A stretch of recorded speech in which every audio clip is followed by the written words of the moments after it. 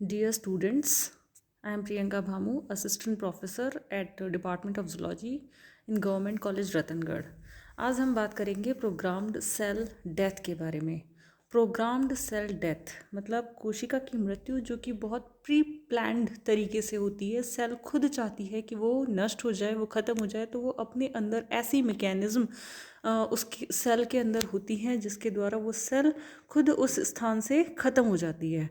तो सेल के अंदर पहले से प्लानिंग होती है, उसे हम प्रोग्राम्ड सेल डेथ कहते हैं। It is the death of cells which occurs as a normal and controlled part of an organism's growth or development.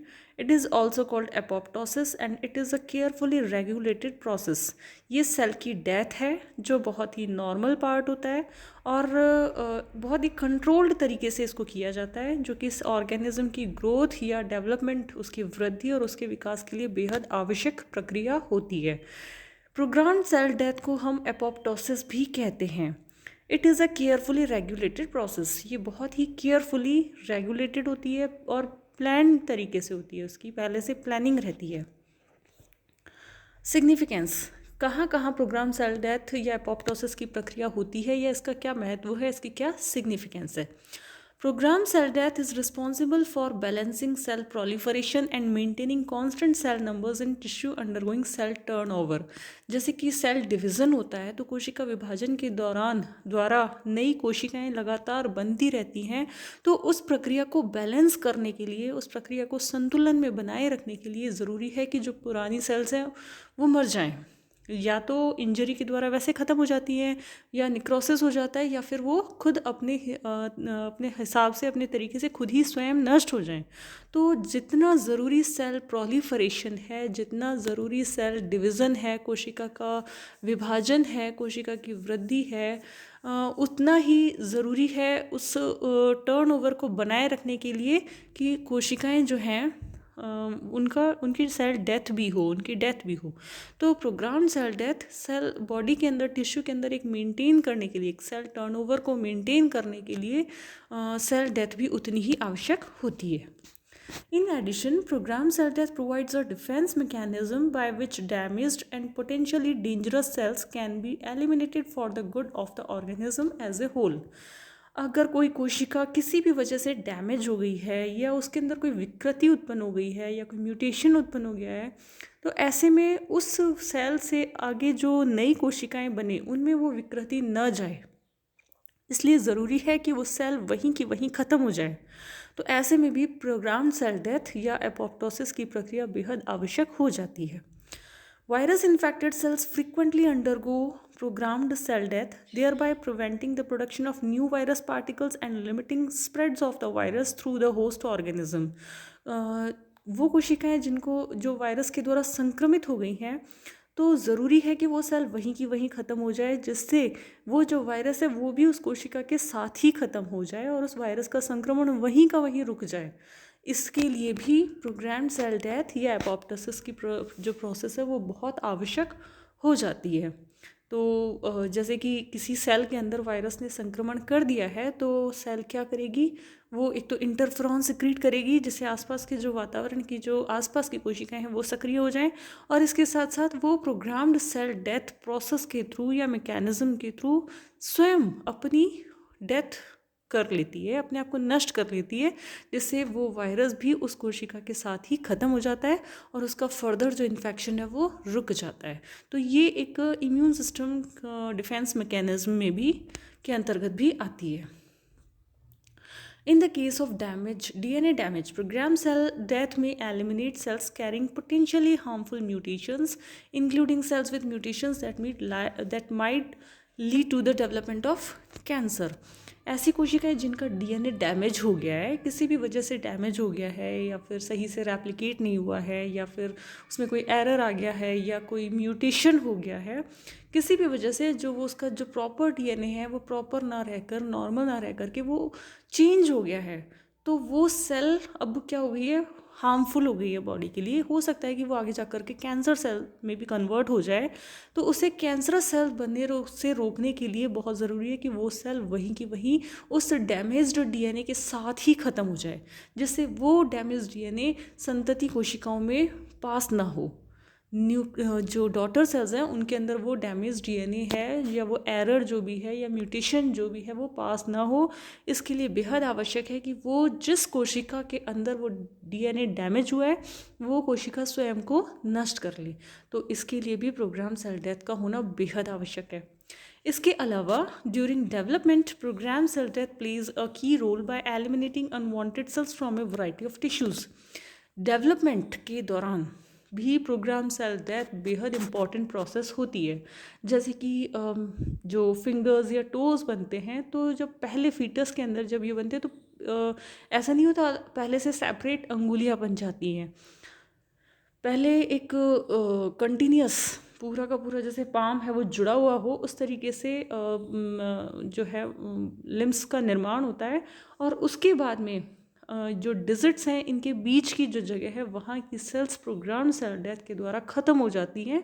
और प्रॉपर लिम्स में जो प्रॉपर डिजिट्स हैं, चाहे फॉर लिम्स की बात की जाए चाहे हिंड लिम्स की बात की जाए, उनमें वो प्रॉपर फिंगर्स एंड टोज़ का निर्माण होता है।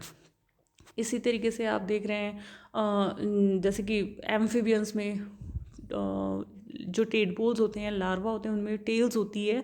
जो एडल्ट में आते आते टेल्स ख़त्म हो जाती है, तो वो प्रोग्राम सेल डेथ के द्वारा होता है। इसी तरीके से जब एम्ब्रियो होता है या फीटस होता है तो उनमें जो न्यूरॉन्स हैं वो काफ़ी ज़्यादा संख्या में बनते हैं, लेकिन धीरे धीरे जैसे जैसे डेवलपमेंट होता है वैसे वैसे न्यूरॉन्स की संख्या कम होती जाती है। जो एक्स्ट्रा न्यूरॉन्स हैं जिनका जो अब जिनकी आवश्यकता नहीं है, उन न्यूरॉन्स को प्रोग्राम सेल डेथ प्रोसेस के थ्रू ख़त्म कर दिया जाता है। इसी प्रकार से जो इम्यून सिस्टम की बात करें तो जो लिम्फोसाइट कोशिकाएं हैं, बी लिम्फोसाइट कोशिकाएं, टी लिम्फोसाइट कोशिकाएं, वो भी प्रारंभ में काफ़ी अत्यधिक मात्रा में बनती हैं। बाद में धीरे धीरे ये जो है प्रोग्राम सेल डेथ के द्वारा काफ़ी ज़्यादा संख्या में जो लिम्फोसाइट्स हैं वो कम हो जाती है। तो इस तरीके से डेवलपमेंट प्रोसेस के थ्रू डेवलपमेंट प्रोसेस के अंदर प्रोग्राम सेल डेथ के थ्रू जो अनवांटेड सेल्स हैं जिनकी आवश्यकता नहीं है उनको ख़त्म कर दिया जाता है। एपोप्टोसिस वर्सेस निक्रोसिस दोनों ही सेल डेथ हैं। एपोप्टोसिस भी सेल डेथ है और निक्रोसिस भी सेल डेथ है। एपोप्टोसिस प्रोग्रामिंग के थ्रू या पहले से प्लान्ड तरीके से जो सेल की डेथ होती है उसे हम एपोप्टोसिस कहते हैं। और निक्रोसिस जो कोई इंजरी के द्वारा या सेल एक्सीडेंटल डेथ जो एक्सीडेंट से हुई है, मतलब उसकी कोई प्लानिंग नहीं थी डेथ की, लेकिन फिर भी किसी भी वजह से उसको ख़त्म होना पड़ा या वो ख़त्म हो गई, तो उसको हम कहते हैं निक्रोसिस। तो दोनों ही सेल डेथ की ही प्रक्रिया है, लेकिन दोनों में बहुत ज़्यादा फ़र्क होता है। क्योंकि एपोप्टोसिस है वो उसकी जो मैकेनिज़्म है वो प्लान तरीके से है, निक्रोसिस में ऐसा नहीं होता। In contrast with the accidental death of cells that result from an acute injury, which is called necrosis, programmed cell death is an active process which usually proceeds by a distinct series of cellular changes. क्योंकि programme cell death है वो planning के through है, इसलिए वो एक मतलब काफ़ी एक्टिव प्रोसेस है जो कि पूरी एक कैस्केड चलता है, एक प्लान्ड तरीके से एक कैस्केड चलता है, एक सीरीज़ चलती है जिसमें कोशिका में धीरे धीरे परिवर्तन आते हैं और अंत में जाकर के एपोप्टोटिस बॉडीज़ बन जाती हैं जो आसपास के जो मैक्रोफेजेस कोशिकाएं हैं उनके द्वारा भक्षण कर लिया जाता है। इसलिए जहाँ पे भी एपोप्टोसिस होता है उसके आसपास के वातावरण में कोई ख़ास फ़र्क नहीं पड़ता, वहाँ कोई इन्फ्लामेशन नहीं आएगा, वहाँ कोशिका आसपास के जो कोशिका उनको ज़्यादा पता भी नहीं चलेगा कि हमारे बीच में से ये एक सेल चली गई है। जबकि निक्रोसिस में जब कोई एक्सीडेंटल सेल का डेथ होती है तो वहाँ पे इन्फ्लामेशन क्रिएट हो जाता है और आसपास का जो सराउंडिंग एरिया है वो भी प्रभावित होता है।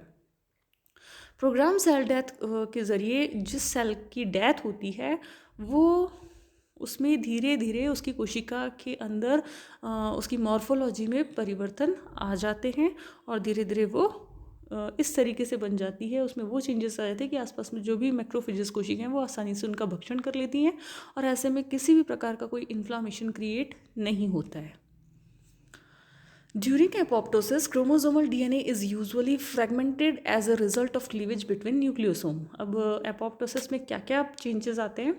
एक तो जो क्रोमोसोम का डीएनए है, क्रोमोसोमल डीएनए जो है वो उसमें वो फ्रेगमेंटेशन हो जाता है, उसमें फ्रेगमेंट्स के रूप में वो बन जाता है। जो न्यूक्लियोसोम्स हैं उनके बीच में क्लीवेज आता है और वो मतलब टूट जाता है। The chromatin condenses and the nucleus then break up into small pieces.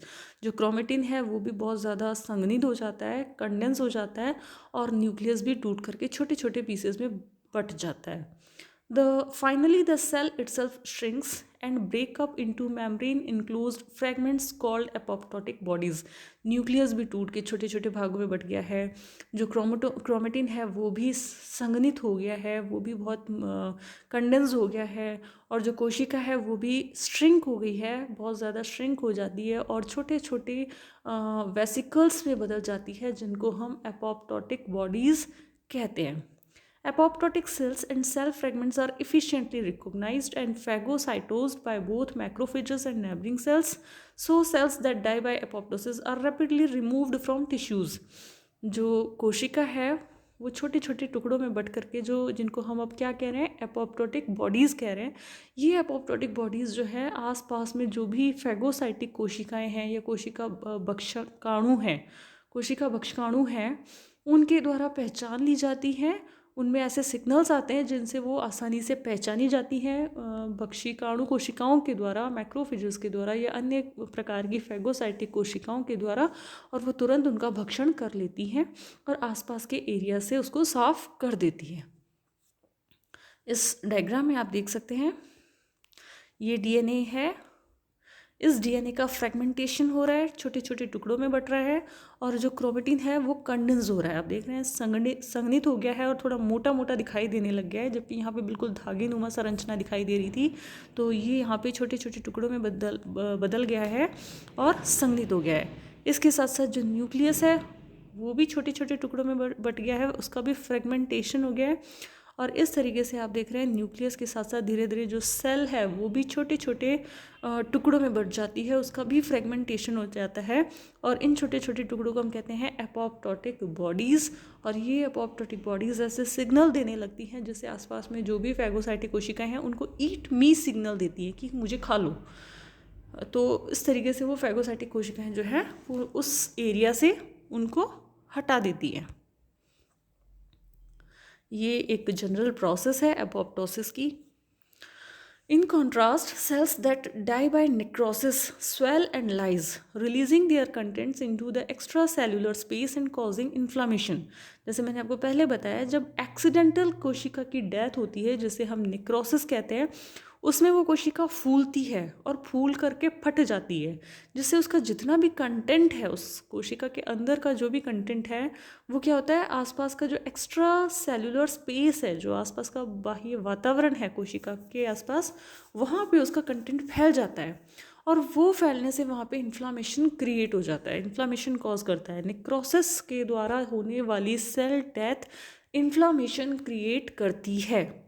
The removal of apoptotic cell is mediated by the expression of so-called eat me signals on the cell surface. Necrosis के विपरीत apoptotic जो कोशिका होती है वो जैसे ही apoptotic bodies बन जाती हैं, वो अपने जो उनका जो प्लाज्मा मेम्ब्रेन है, उनका जो कोशिका झिल्ली है, उसमें ऐसे सिग्नल्स प्रोड्यूस होने लगते हैं जो क्या सिग्नल दे रहे हैं, ईट मी मतलब मुझे खा लो। तो ये सिग्नल्स किससे मिलते हैं? ये सिग्नल्स मिलते हैं फॉस्फोटिडाइलसिरीन। जनरली जो नॉर्मल कोशिका होती है, जो सामान्य कोशिका होती है, उसके अंदर उसके प्लाज्मा मेम्ब्रेन के इनर लीफलेट, अंदर वाला जो भाग होता है इनर लीफलेट, उसमें ये फॉस्फोटिडाइलसिरीन उपस्थित होता है। लेकिन जैसे ही एपोप्टोटिक बॉडीज़ बन जाती हैं, ये फॉस्फोटिडाइलसिरीन जो है वो बाहर की ओर एक्सपोज हो जाता है, जो प्लाज्मा मेम्ब्रेन है उसके बाहर की ओर एक्सपोज होता है, और मैक्रोफेजेस कोशिकाएं या अन्य फैगोसाइटिक कोशिकाएं इस सिग्नल को ढूंढती हैं। अगर उनको ऐसा सिग्नल दिखाई दे रहा है तो वो तुरंत उसको भक्षण कर लेंगी। तो जनरली नॉर्मल कोशिका होती है उसमें तो ये इनर लिफलेट में होता है, ये अंदर की तरफ होता है, तो मैक्रोफेजेस इस सिग्नल को पहचान नहीं पाती हैं। लेकिन एपोप्टोटिक कोशिकाओं में क्योंकि ये सिग्नल अब बाहर की तरफ आ गया है, तो वो आसानी से इसको पहचान लेंगी और उसको खा जाएंगी। तो खुद कोशिका कह रही है ईट मी, मुझे खा लो, ईट मी सिग्नल्स देखती है। This signals include phosphatidylserine which is normally restricted to the inner leaflet of the plasma membrane. During apoptosis, phosphatidylserine become expressed on the cell surface where it is recognized by receptors expressed by phagocytic cells. यही मतलब है कि normal कोशिकाओं में फॉस्फोडिडाइलसिरीन जो है वो अंदर की तरफ होता है, लेकिन एपोप्टोटिक बॉडीज बनने के बाद ये बाहर की ओर एक्सपोज हो जाता है, और जैसे ये बाहर की ओर एक्सपोज होता है, जो फैगोसाइटिक कोशिका है इस सिग्नल को पहचान लेती हैं और उसका भक्षण कर देती है। इस डायग्राम से आप देख सकते हैं ये नॉर्मल कोशिका है, ठीक है, ये नॉर्मल कोशिका है। नॉर्मल कोशिका का प्लाज्मा मेम्ब्रेन है, ये न्यूक्लियस है, न्यूक्लियस के अंदर क्रोमोसोम है। इसके अगर प्लाज्मा मेम्ब्रेन को हम थोड़ा सा मैग्नीफाई करके देखें तो हमको यहाँ पे फॉस्फोटिडाइलसरीन ये ब्लू कलर में दिखाई दे रहा है, जो कि कहाँ है, अंदर, ये आउटसाइड ऑफ सेल है और ये इनसाइड ऑफ सेल है। तो अंदर का जो लेयर है उस अंदर के लेयर में ये फॉस्फोटिडाइलसरीन उपस्थित है, बाहर के लेयर में नहीं है, तो कोई प्रॉब्लम नहीं है। लेकिन जब ये एपोप्टोसिस के द्वारा एपोप्टोटिक बॉडीज़ बन जाती हैं, एपोप्टोटिक बॉडीज़ बन जाती हैं, तो ये अब जो बाहर वाला एरिया था वो तो अंदर चला गया, और जो अंदर वाला एरिया था वो क्या हो गया, बाहर आ गया। बाहर आते ही ये फॉस्फोटिडाइलसरीन भी बाहर की ओर एक्सपोज हो गया, और ये फैगोसाइटिक कोशिका है, कुछ भी हो सकती है, न्यूट्रोफिल्स भी हो सकती है, मैक्रोफेजेस भी हो सकती हैं, मोनोसाइट्स भी हो सकती हैं। तो ये कोशिकाएं जो हैं इनके पास में फॉस्फोटिडाइलसरीन के क्या हैं, रिसेप्टर उपस्थित है। ये रिसेप्टर्स इस सिग्नल को पकड़ लेते हैं, इनके साथ जुड़ जाती है, रिसेप्टर्स एक्टिवेट हो जाते हैं, और एक्टिवेट होते ही ये फैगोसाइटिक सेल क्या है, उस एपोप्टोटिक बॉडीज़ को अपने अंदर ले लेती है। फैगोसाइटिक कोशिकाओं के अंदर लाइसोसोम जो है, जिसका जो पीएच इन्वायरमेंट है वो काफ़ी ज़्यादा एसिडिक है, और उस एसिडिक इन्वायरमेंट में ये क्या हो जाएंगी, ख़त्म हो जाएंगी, नष्ट हो जाएंगी। तो ये खुद ईट मी सिग्नल्स प्रोवाइड कर रही हैं एपोप्टोटिक बॉडीज़। इस तरीके से आसपास के एरिया में कोशिकाएं जो है वो ख़त्म भी हो जाती हैं, और इन्वायरमेंट को पता भी नहीं चलता, आसपास की कोशिकाओं को पता भी नहीं चलता है। तो ये है program cell death. Thank you.